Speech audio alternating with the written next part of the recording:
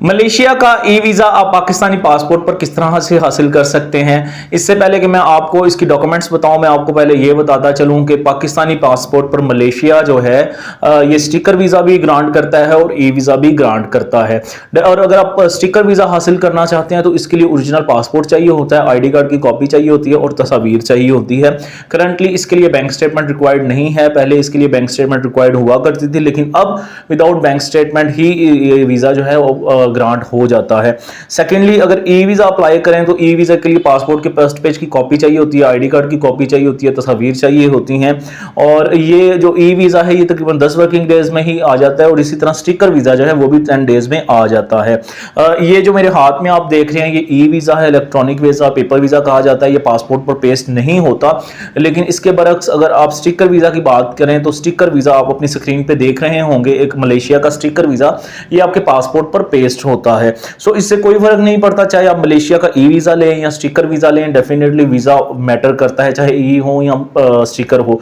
तो अगर आप मलेशिया का वीज़ा लेना चाहते हैं तो इसके साथ आप सराउंडिंग कंट्री का भी वीज़ा साथ ले लें, साथ थाईलैंड का ले लें, कंबोडिया का ले लें, श्रीलंका का ले लें या सिंगापुर का ले लें। और मलेशिया से थाईलैंड आप बाय रोड भी जा सकते हैं और बाय एयर भी जा सकते हैं। सो अगर आप मलेशिया ट्रैवल कर रहे हैं, इसका कैपिटल कोलालमपुर है, टूरिज्म पॉइंट ऑफ व्यू से बहुत अच्छी कंट्री है देखने के लिए।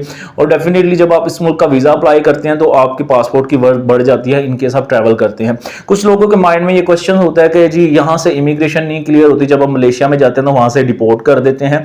उन लोगों को मैं बताता चलूँ कि अमूमन वो उन लोगों को डिपोर्ट करते हैं जिनको बोलने का बिल्कुल अंदाज़ा नहीं होता, जिन्हें ये नहीं पता होता कि हमारी होटल बुकिंग है नहीं है, शो मनी है या नहीं है, वापसी की कंफर्म टिकट उनके पास है या नहीं है। सो अगर आप डिपोर्टेशन से बचना चाहते हैं तो उसके लिए आपको चंद जो है वह बातें याद रखनी पड़ेंगी।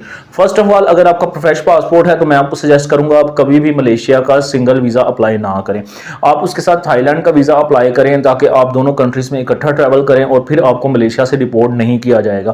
पहले आप थाईलैंड ट्रैवल कर लें और थाईलैंड से आप मलेशिया ट्रैवल करें, फिर डिपोर्टेशन की बहुत कम चांसेस हैं ना होने के बराबर। सेकेंडली, जब आप जाते हैं तो आपके पास कंफर्म होटल बुकिंग होनी चाहिए, शो मनी होनी चाहिए और आपको पता होना चाहिए आपके होटल का नाम क्या है, किस जगह पर वाक़या है।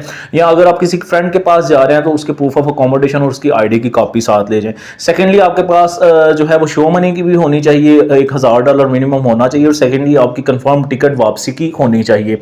और ये कुछ बातें हैं। और सेकेंडली, इमिग्रेशन आपसे क्वेश्चन करती है कि आप क्यों जाना चाह रहे हैं, तो आपको पता होना चाहिए आप टूरिज्म के लिए जा रहे हैं, फलां होटल में स्टे करेंगे, फलां जगह टूरिज्म के लिए जाएंगे आप। तो ऐसी अगर आप बातें याद रखें और या इन इकदाम पर आप अमल करें तो मलेशिया आपको डिपोर्ट नहीं करेगा। नो डाउट वहाँ पर इमिग्रेशन थोड़ी सी सख्त है पाकिस्तानियों के लिए, लेकिन उसकी वजह यह है कि पाकिस्तानी जो भी वहाँ पर जाते हैं टूरिज्म पॉइंट ऑफ व्यू से अमूमन वो वहाँ पर जाकर जॉब करना शुरू हो जाते हैं या इलीगल एक्टिविटीज़ में इन्वॉल्व होते हैं। इस वजह से इमिग्रेशन जो है उन्हें अमूमन वहाँ से डिपोर्ट कर देती है। लेकिन अगर आपके पास 2 या 3 कंट्रीज़ की वीज़ा है तो कभी भी हमारा कोई भी एप्लीकेंट वहाँ से डिपोर्ट नहीं हुआ।